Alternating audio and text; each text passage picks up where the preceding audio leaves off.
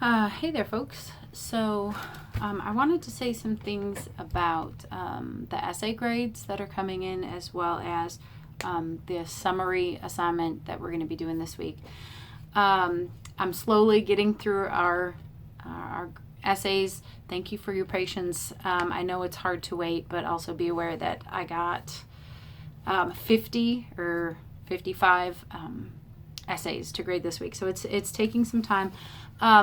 First of all, if you're at the beginning of the alphabet and you already got yours back, you might be a little bit confused because I was grading these out of 150 points, but it was supposed to be 100. I looked at the wrong part of the syllabus, so I've gone in and changed those. So if you look at my comments at the end of your essay, it may say 135 out of 50 points, but then you look in the grade column and it's the 90 because it's 90%. So there may be that kind of discrepancy, but everything should be equivalent.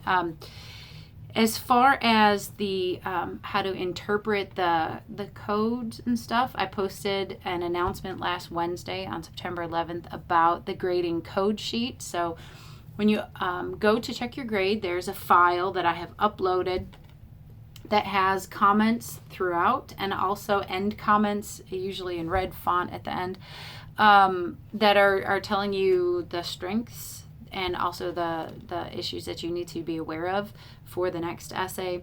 And so go look at that announcement that I posted on the 11th. I don't want to reiterate it all. Be aware that I have commented on things that didn't affect the grade. So for example, if you put the article titles in italics instead of quotation marks, I commented on that. That didn't affect your grade because we haven't talked about that yet in class. So for especially this first essay, I have commented on a lot of things just so that you're like, oh, you may not know that, okay, this is an issue I need to be aware of. So if it's not something that we've covered in class, it didn't affect the grade. You are going to have the opportunity to revise this if you're unhappy with the grade you got and go in and fix the whatever the concerns were, and that will be due on the 29th. So I will get these done graded this week, and then you'll have a week and a half or whatever to fix it and resubmit it for a replacement grade if you want. If I've put comments on there like your apostrophes are wrong and you're looking and you're like, my apostrophes are fine, ask. We'll take a look at them and figure out what's going on, and maybe I've marked something wrong, or maybe we can to help you understand your apostrophes better. So there's that. Additionally, we have this week, we have Blog 5, which is the normal Wednesday, Friday. But there's going to be a summary activity. I've posted that this morning to Module 2. And you need to make sure to read the assigned reading that's on the module assignment sheet about summary, because the purpose of this activity is to practice summarizing things in our own words. So when we're summarizing, quotation is easy. We say, President Obama said, and we just put exactly what he said in quotation marks. Super easy. Summary is more difficult, but it's what we do more. We should have more summary than quotation. Quotation is like a very powerful spice that we just sprinkle throughout when we need the exact words, or it's particular memorable language that they've said it the best way possible, or I need it in his exact words, or I want it the way that she said it. Most of the time, we don't have that. It's just information. So we're going to summarize things in our own words. So how do we go about doing that? We need to acknowledge who said it. So we need to cite. We need to have attributing phrases. Maya Angelou said, Natalie Portman said, Franklin Delano Roosevelt wrote, whatever it is, to have those kind of attributing phrases. But then we need to convey the information, but we need to put it into our own words. And that's why it's very important that you do the reading on summary first. So we not only swap out words for other words. So maybe the author said children, and you're going to change that word to juveniles or to kids or something. We swap out words for other words. But we also need to create an original sentence structure. And that's difficult for us because the way our brains work, They work chronologically. So if I say to you, running in from the rain, the cat ran and slid across the kitchen floor. If I ask you to repeat what I've said, but in different words, you would start with the fact that it was raining outside and the cat ran inside and it slid across the floor. You're going to give the information in the same order that you took it in, because that makes sense. That's how our brains work. So we need to make sure that when we're summarizing somebody else's information, we create an original sentence structure. So if you give me the exact same sentence, but you swapped out 2 words for other words, it's still 85% the original writer's sentence. We need to create an original syntax, an original word order.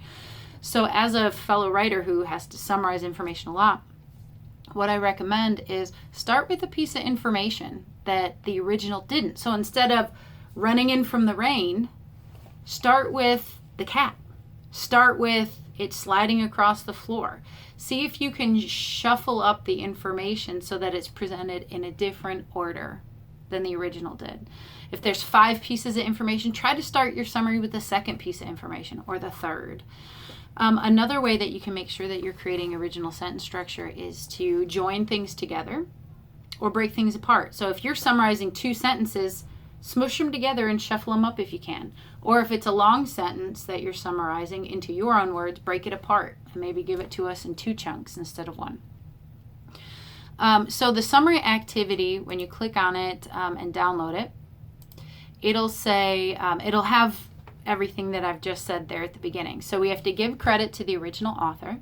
We have to exchange words for other words, and you have to be careful of the meaning, because you can't just necessarily swap a word for another word, because words are nuanced. So there's a difference between glancing, between ogling, between sizing somebody up, between gawking. Those all mean that we've looked at someone, but they all have different emotional context. Whether you're sizing someone up, that means like, yeah, I could take him. I could fight him. If you're gawking at someone, it's like, oh my God. Or if you're oogling them, you're like, oh my God, right? So all of these have different connotations and denotations. So the emotional implication of words is very important. So when you exchange words for other words, you got to make sure you don't change the meaning. We have to create an original sentence structure. And one thing that this in your own words summary activity points out is that we need to keep titles in the proper MLA format. So this is the first time we've talked about that. So I'm going to post a thing about MLA titles, but on this example, if it has it in quotation marks, then you put it in quotation marks. If it has it in italics, you need to make sure to italicize it. Those are not arbitrary rules. That's part of our MLA formatting. So anyway, and there's an example to look at there of an original text and then how it was summarized with the attributing phrase, some words switched out, and things are presented in a different word order. So there's an example right there. And what you need to do, there's 10 passages here. You need to pick 5 and summarize them in your own words. Make sure to do all those things that first page says. An attributing phrase, swap out words, create an original sentence structure. Make sure to give all the information from the original. Don't leave anything out. One thing that I would recommend when you're doing this is if you're having trouble understanding the original, you're going to have trouble summarizing it. You have to understand it to be able to summarize it. So pick the ones that are easiest for you. That's fine. You want to make sure, so like if you look at number 4, the original passage says, I have read or heard. Well, that I is Thomas Friedman. You don't want to use I. You're not Thomas Friedman. So you would want to say Thomas Friedman says and switch that first person I to a third person he or they. You can include some quotations. So if you want to quote a small segment of this in your larger summary, you can certainly do that. So make sure to ask any questions that you have. You just got to pick 5 of those to summarize. And that is due, I think, by Sunday night, right? Yes. Okay. So make sure to let me know any questions that you have, and I'm happy to help. Have a great day.